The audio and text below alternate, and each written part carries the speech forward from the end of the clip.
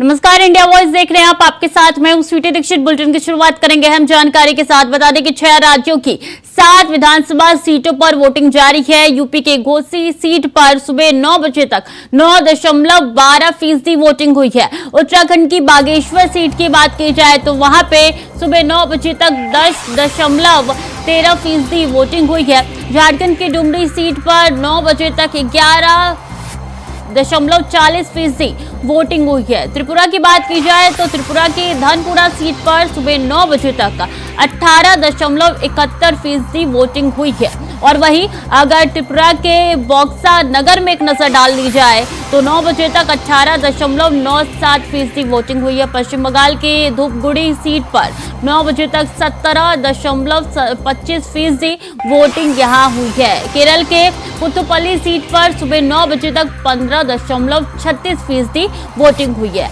आज देखिए 6 राज्यों के 7 विधानसभा चुनाव हो रहे हैं और ऐसे में ये उपचुनाव काफी मायने रखते हैं। बता दें कि त्रिपुरा के धनपुरा की सीट हो या फिर घोसी सीट हो, बागेश्वर की सीट हो, उत्तराखंड की हर सीटों पे वोटिंग जारी है और भारी संख्या पे यहाँ पे मतदान करने के लिए मतदाता पहुंच रहे हैं। तस्वीरों में साफ तौर पे नजर आ रहा है कि ये 6 सीटों पे किस तरीके से यहाँ पे चुनाव हो रहे हैं और यहाँ पे सुरक्षा के भी पुख्ता इंतजाम तस्वीरों में नजर आ रहे हैं। इसी के साथ बता दें कि सुबह सवेरे से ही लंबी कतार लगी हुई है और अब जो है ये सेमीफाइनल माना जा रहा है, क्योंकि इसके बाद ठीक जो है कुछ राज्यों के विधानसभा चुनाव है, फिर लोकसभा चुनाव भी है।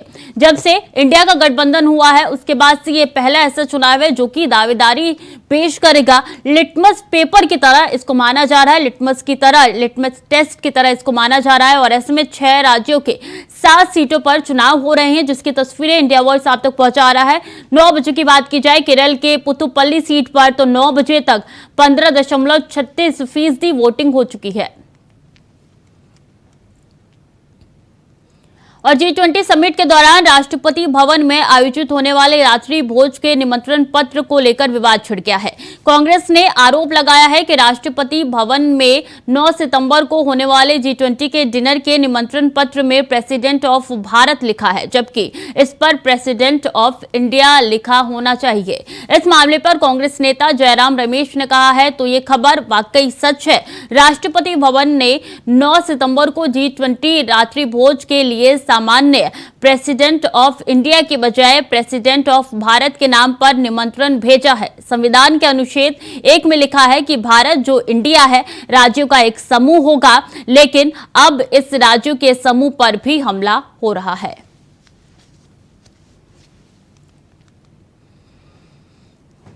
और प्रधानमंत्री नरेंद्र मोदी ने शिक्षक दिवस के अवसर पर मंगलवार को राष्ट्र निर्माण में शिक्षकों के योगदान को सलाम किया और पूर्व राष्ट्रपति सर्वपल्ली राधाकृष्णन को श्रद्धांजलि अर्पित की। 5 सितंबर 1888 को तमिलनाडु में जन्मे डॉक्टर राधाकृष्णन को भारतीय संस्कृति के संवाहक, प्रख्यात शिक्षाविद और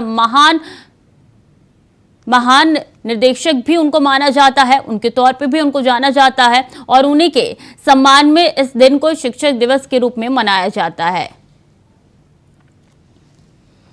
मुख्यमंत्री योगी आदित्यनाथ ने शिक्षक दिवस के अवसर पर मंगलवार को लोक भवन में प्रदेश के 200 शिक्षकों को टैबलेट देने के साथ ही टैबलेट वितरण कार्यक्रम का शुभारंभ किया। इस मौके पर उन्होंने बेसिक के 75 और माध्यमिक के 19 समेत कुल 94 शिक्षकों को राज्य अध्यापक पुरस्कार से सम्मानित किया। 2 वर्ष पहले जब शिक्षक दिवस के अवसर पर प्रदेश के उत्कृष्ट शिक्षकों के सम्मान का प्रश्न सामने आया था तो मैंने वो कार्यक्रम कैंसिल करवा दिया था, क्योंकि जब सूची मैंने देखी तो उसमें ऐसे ऐसे चेहरे थे जिन्होंने कभी स्कूल में पढ़ाया ही नहीं होगा, जो कभी जाते ही नहीं थे। तो मैंने कहा इन लोगों का नाम क्यों दिया, इनको तो मैं रोज देखता हूं घूमते हुए, स्कूल कभी जाते नहीं है, ये न्यू को सुदृढ़ नहीं कर रहे हैं, न्यू को खोखला करने वाले लोग हैं, इनका नाम कैसे आ गया। और फिर पूरी सूची को सुधारने की जिम्मेदारी मैंने विभाग को दी और मुझे प्रसन्नता है आज प्रदेश के उन 94 शिक्षकों को, बेसिक शिक्षा परिषद के 75 शिक्षक और माध्यमिक शिक्षा विभाग के 19 शिक्षकों को, जिन्होंने कुछ अपने क्षेत्र में यूनिक किया है, विशिष्ट किया है, जिनका व्यक्तित्व, उनके कृतित्व के कारण अन्य लोगों के लिए प्रेरणादायी बना है, उन्हें सम्मानित करते हुए मुझे स्वयं भी प्रसन्नता की अनुभूति हो रही है। इस अवसर पर सम्मानित होने वाले सभी 94 शिक्षकों के साथ साथ प्रदेश भर के उन सभी गुरुजनों का, एक शिक्षक तो हमेशा शिक्षक होता है, जो वर्तमान में है, जो इससे पहले अपनी सेवा से निवृत्त हो चुके हैं लेकिन समाज का मार्गदर्शन कर रहे हैं, उन सब का मैं इस अवसर पर हृदय। और इस बीच अहम जानकारी आ रही है कि सीएम योगी आदित्यनाथ का दिल्ली दौरा आज है। आज पीएम मोदी से मुलाकात कर सकते हैं सीएम योगी आदित्यनाथ। अयोध्या में राम मंदिर को लेकर पीएम से मिलेंगे। शाम 4 बजे दिल्ली आएंगे मुख्यमंत्री योगी आदित्यनाथ। राम मंदिर उद्घाटन के लिए पीएम को निमंत्रण देंगे योगी आदित्यनाथ। आज शाम 6 बजे पीएम मोदी से मुलाकात कर सकते हैं यूपी के सीएम योगी आदित्यनाथ। और ऐसे में ये मुलाकात के कई मायने निकाले जा रहे हैं। कहा यह जा रहा है कि न्योता देने के लिए यहाँ पे सीएम योगी आदित्यनाथ पीएम मोदी से मुलाकात करने के लिए जा रहे हैं और साथ में राम मंदिर के ये प्राण प्रतिष्ठा और राम जी के प्राण प्रतिष्ठा को किस तरीके से संपूर्ण करना है अच्छे ढंग से, उसके बारे में भी दोनों के बीच में बात विचार हो सकता है।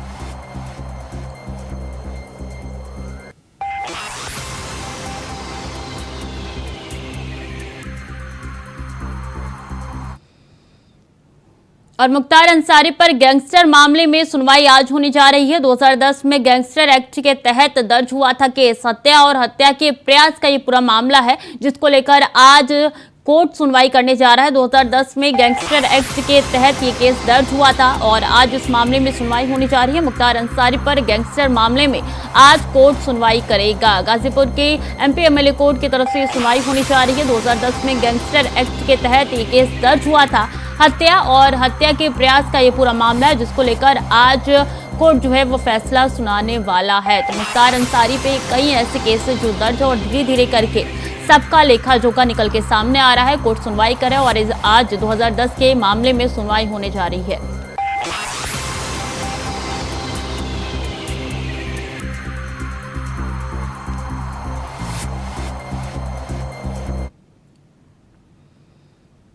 और दिल्ली में आज शाम 5 बजे कांग्रेस की बैठक होने जा रही है। संसद के विशेष सत्र को लेकर ये बैठक बुलाई गई है। सोनिया गांधी ने ये बैठक बुलाई है। स्ट्रेटेजी जी ग्रुप की ये बैठक मानी जा रही है। तो बता दें कि शाम 5 बजे कांग्रेस की बैठक दिल्ली में होने जा रही है। जो विशेष सत्र बुलाया गया है यहाँ पे, उसको लेकर ये बैठक बुलाई गई है कांग्रेस की तरफ से। उस पर किस तरीके से हमलावर होना है और क्या करना है जिससे सरकार को घेरा जाए, उस बारे में यहाँ पे विचार विमर्श हो सकता है। तो सोनिया ने बुलाई है ये स्ट्रेटेजी ग्रुप की बैठक और ऐसे में ये बैठक काफी महत्वपूर्ण मानी जा रही है क्योंकि ये जो है विशेष सत्र बुलाया गया है यहाँ पे और उस सत्र को लेकर ही ये बैठक बुलाई गई है। सत्र से ठीक पहले कांग्रेस पार्टी की तरफ से ये स्ट्रेटेजी की बैठक बुलाई गई है।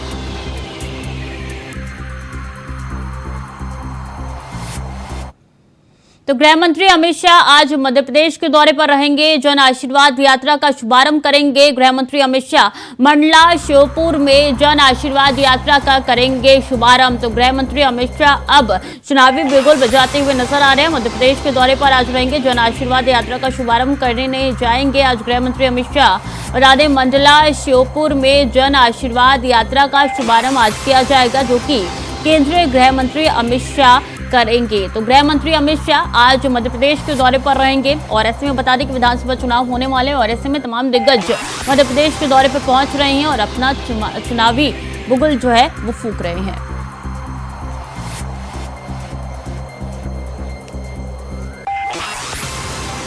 तो गृह मंत्री अमित शाह आज मध्य प्रदेश के दौरे पर रहने वाले हैं। बता दें कि जन आशीर्वाद यात्रा का शुभारंभ यहीं से होने वाला है, इसलिए मंडला पहुंचेंगे और श्योपुर में भी इस अभियान की शुरुआत, आशीर्वाद यात्रा की शुरुआत होने जा रही है।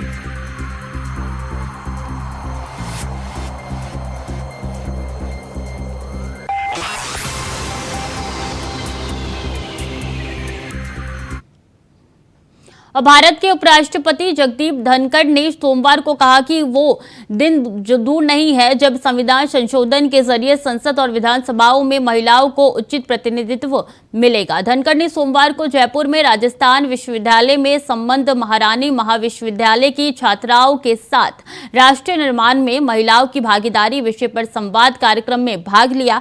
छात्राओं से संवाद के दौरान उपराष्ट्रपति धनखड़ ने कहा है कि महिलाओं के लिए आसमान ही सीमा है। वो हर क्षेत्र में प्रशासन, सेना, कॉरपोरेट में सफलता के नए प्रतिमान गढ़ रही है।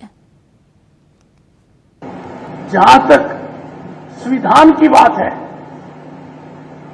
I want you girls to note, in panchayat and municipalities, in all elections, girls and women have 1/3 reservation, और ये रिजर्वेशन बहुत सिग्निफिकेंट है। आई कैन टेल यू, वो दिन दूर नहीं है, बल्कि बहुत नजदीक है, जब अपने भारत में, इस महान देश में, संसद और विधानसभाओं में महिलाओं का उचित प्रतिनिधित्व है, संविधान में बदलाव कर कर आएगा। And I can tell you girls, we will be a global power by 2047, but if this reservation takes place early, we will be number 1 even before 2047. और समाज में भी बदलाव आ गया है। लड़का लड़की में कोई फर्क नहीं करता है, और थोड़ा झुकाव है तो वो आजकल लड़कियों की तरफ ज्यादा है। आई हैव नो डाउट, आपका पर्दा भारी है, आप संभल कर रहिए एंड एक्सप्लॉइट योर टैलेंट। और शिक्षा विभाग ने सरकारी विद्यालयों के लिए हाल ही में की गई छुट्टी कटौती के आदेश को वापस ले लिया है। छुट्टी कटौती के आदेश को सोमवार को तत्काल प्रभाव से निरस्त कर दिया गया है। पहली से लेकर 12वीं तक के स्कूलों में छुट्टी की पुरानी व्यवस्था बहाल कर दी गई है। माध्यमिक शिक्षा निदेशक कन्हैया प्रसाद श्रीवास्तव ने अधिसूचना जारी की है। इसके तहत राज्यकृत प्रारंभिक माध्यमिक एवं उच्च माध्यमिक विद्यालयों में छुट्टी की पुरानी व्यवस्था ही प्रभावी रहेगी। निदेशक ने इसकी जानकारी सभी जिला पदाधिकारियों, क्षेत्रीय शिक्षा उप निदेशकों, बिहार विद्यालय परीक्षा समिति के सचिव, सभी जिला शिक्षा पदाधिकारी, जिला कार्यक्रम पदाधिकारी, प्रखंड शिक्षा पदाधिकारी के साथ साथ सभी सरकारी विद्यालयों को भी दी है।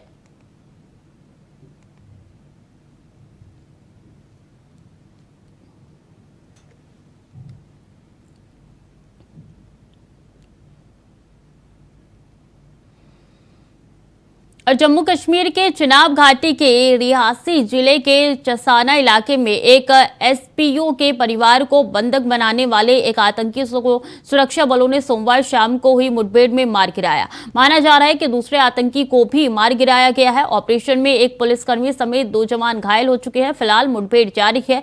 सुरक्षा बलों ने इनपुट के आधार पर इलाकों में 2 आतंकवादियों को घेरा था और ऐसे में मारे गए आतंकी के पाकिस्तानी होने का शक है।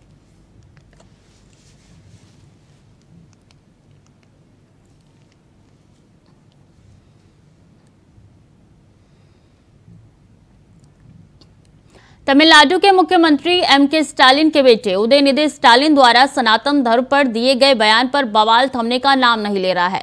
बीजेपी समेत तमाम साधु संतों और हिंदू संगठनों के इस पर कड़ी प्रतिक्रिया देखने को मिल रही है। वहीं अब अयोध्या स्थित तपस्वी छावनी मंदिर के मुख्य पुजारी जगतगुरु परमहंस आचार्य ने सनातन धर्म पर की गई उनकी विशेष टिप्पणी का विरोध किया है। उदयनिधि का सर काटने वाले को 10 करोड़ का इनाम देने की घोषणा की है। धर्म को अगर मिटाने की कोई बात करेगा वो जरूर मिट जाएगा। अयोध्या से मैं तपस्वी छावनी पीठाधीश्वर जगतगुरु परमहंस आचार्य आज मैं 10 करोड़ रुपए का इनाम घोषित कर रहा हूं।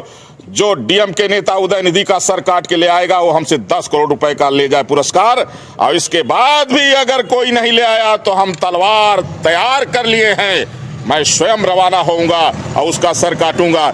क्योंकि अगर दूसरे धर्म के विषय में इस तरह बोले होते तो अभी तक चिथड़े उड़ गए होते। यहाँ तक कि उनके पिताजी मुख्यमंत्री हैं, उनके भी चिथड़े उड़ गए होते। वो जानते हैं कि सनातन धर्म मानवतावादी है, अहिंसावादी है। लेकिन हम मानवतावादी हैं, लेकिन राक्षसों का वध भी हम लोग करते हैं। सनातन धर्म को अगर मिटाने की कोई बात करेगा वो जरूर मिट जाएगा। और राजस्थान में टिकट से पहले कांग्रेस में रार मची हुई है। जयपुर के आदर्श नगर विधानसभा सीट पर उम्मीदवार को लेकर रायशुमारी करने के लिए बुलाई गई बैठक में कांग्रेस कार्यकर्ताओं ने जमकर हंगामा किया। विवाद इतना बढ़ गया कि कांग्रेस कार्यकर्ताओं के बीच लात घूंसे तक चलने लगे। काफी देर हंगामा और मारपीट चलती रही। ये सब के बीच कांग्रेस पर्यवेक्षक आराधना मिश्रा और जिला अध्यक्ष की मौजूदगी में हुआ। हंगामे के बीच कुछ कार्यकर्ताओं ने भारत माता की जय के नारे भी लगाए। नारों के बीच पर्यवेक्षक आराधना मिश्रा ने कहा कि नारा ही लगाना है तो कांग्रेस जिंदाबाद के लगाइए। इसका वीडियो भी सामने आया जिसमें कुछ कार्यकर्ता भारत माता की जय के नारे लगा रहे हैं तो कुछ हंगामा कर रहे हैं। इस बीच पर्यवेक्षक उनसे कांग्रेस जिंदाबाद के नारे लगाने को कह रही है।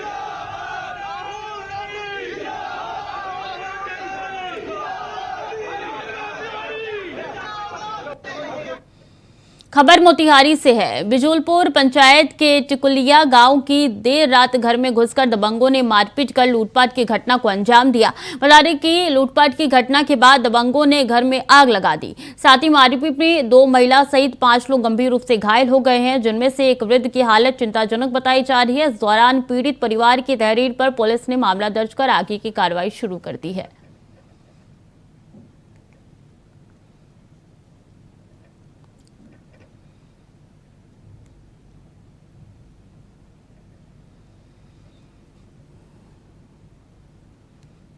और भरतपुर के मथुरा गेट थाना इलाके में शराब के नशे में धुत एक युवक किले की बाउंड्री पर चढ़ गया और वहां से सुसाइड करने की धमकी देने लगा, जिसे देखकर घटनास्थल पर काफी भीड़ जमा हो गई। साथ ही आनन फानन में स्थानीय लोगों ने पुलिस को सूचना दी। मौके पर पहुंची पुलिस ने सूझबूझ दिखाते हुए युवक को दीवार से उतार लिया। इस दौरान वोल्टेज ड्रामे के चलते पुलिस ने युवक को हिरासत में लिया। फिलहाल पुलिस द्वारा युवक से पूछताछ जारी है।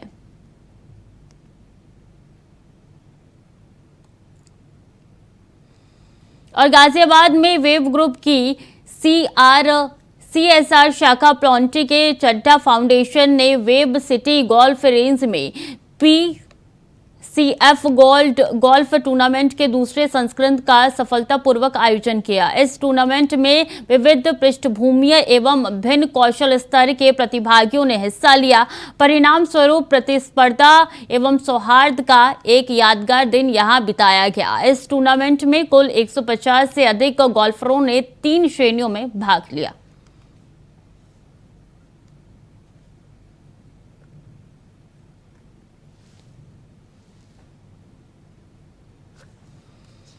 जालंधर की बस्ती बाबा खेल नहर में आज एक अजीब नजारा देखने को मिला। पंजाब के फेमस सिंगर सिद्धू मूसेवाला को इंसाफ ना मिलने पर गुस्से में थार गाड़ी नहर में फेंक दी। इस घटना के वक्त नहर में नहा रहे बच्चे बाल बाल बच गए। बच्चे ने थार गाड़ी को अपनी तरफ आते हुए देखकर वहां से भाग गए।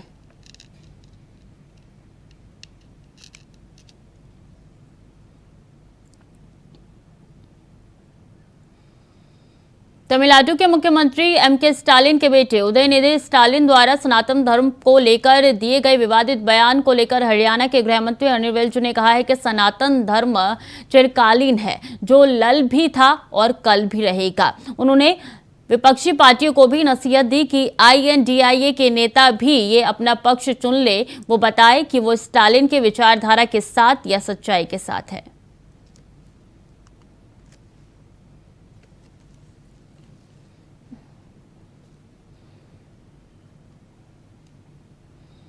और चोरों ने बोकारो पुलिस को खुली चुनौती दी है। बोकारो रामगढ़ मुख्य पथ बहादुरपुर के पास स्थित बैंक ऑफ इंडिया के कमलापुर शाखा के बाहर स्थित ATM मशीन को चोरों ने उखाड़ कर ले जाने का काम किया है। पुलिस की मानो तो ATM में लगभग 14 लाख रुपए था। घटना को अंजाम देने वाले अपराधियों ने पूरी प्लानिंग के साथ इस घटना को अंजाम दिया। CCTV में अपराधियों की तस्वीर कैद ना हो सके, इसके लिए उन्होंने सबसे पहले बिजली के कनेक्शन को भी काटने का काम किया। खबरों में आगे बढ़ेंगे। राजस्थान के भरतपुर जिले में महंगाई राहत शिविर में रजिस्ट्रेशन कराने हेतु काफी लोगों की भीड़ एकत्रित हुई है, जिसके चलते शिविर में अव्यवस्था नजर आ रही है। सोमवार को भारी संख्या में शिविर में लोगों की भीड़ दिखाई दी। शिविर में मौजूद व्यवस्थाओं से परेशान लोगों ने जमकर हंगामा काटा। धीरे धीरे आलम ये हो गया कि कंप्यूटर ऑपरेटर केबिन के शीशे तोड़ डाले, वहीं जमकर धक्का मुक्की की गई।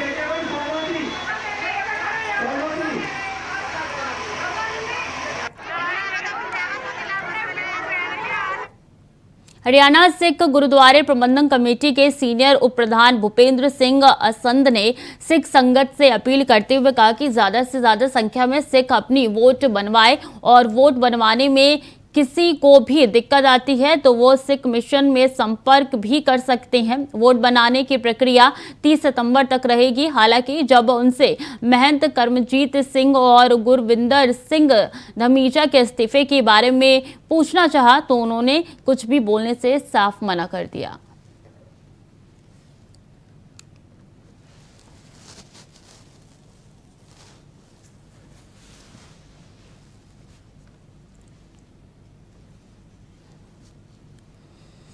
दिल्ली में G20 को लेकर तमाम तैयारियां की जा रही है। हर तरफ की सुरक्षा व्यवस्था पर सरकार काम कर रही है। वहीं इस दौरान आवाजाही को लेकर भी उचित दिशा निर्देश दिए गए हैं, जिसको लेकर बात करते हुए Delhi traffic police special CP SS Yadav ने कहा है कि इस दौरान आवश्यक चीजें उपलब्ध हो सकेगी, जैसे कि पोस्टल सेवा, पैथलेब्स और खाने के किचन सब खुले रहेंगे। डिलीवरी सिर्फ मेडिकल की होगी। नई दिल्ली में अगर कोई आ रहा है तो टैक्सी और TSR, बोर्डिंग पास और रेलवे टिकट की भी साथ अलाउ किया जाएगा। मूवमेंट होगा तो रुकना होगा।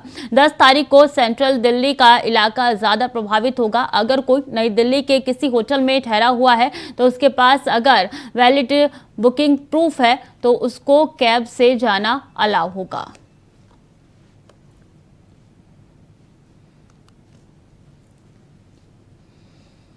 5 से 7 सितंबर को जयपुर में होने वाले जूनियर टेनिस बॉल बालिका क्रिकेट प्रतियोगिता में कौलायत की 5 छात्राओं का राज्य स्तर पर चयन हुआ है। कपिल मुन्नी निशुल्क स्पोर्ट्स एकेडमी के कोच रामावतार सेन ने बताया है कि 20 अगस्त को डूंगरगढ़ में हुई चयन ट्रायल के आधार पर कोलायत की निशा सिंह रावलोत, लीला कुमारी जाट और यशिका माली बीकानेर टीम से, तमन्ना और लक्षिता माली भिलवाड़ा टीम में खेलेगी। ये सभी खिलाड़ी 4 सितंबर को जयपुर के लिए रवाना होंगे, जो 5 से 7 सितंबर को होने वाली राज्य स्तरीय जूनियर बालिका टेनिस बॉल क्रिकेट प्रतियोगिता में भाग लेगी। वहीं कौलायत की एक साथ 5 बालिकाओं का राज्य स्तर पर चयन होने से पूरे कौलायत वासियों में खुशी की लहर देखने को मिल रही है।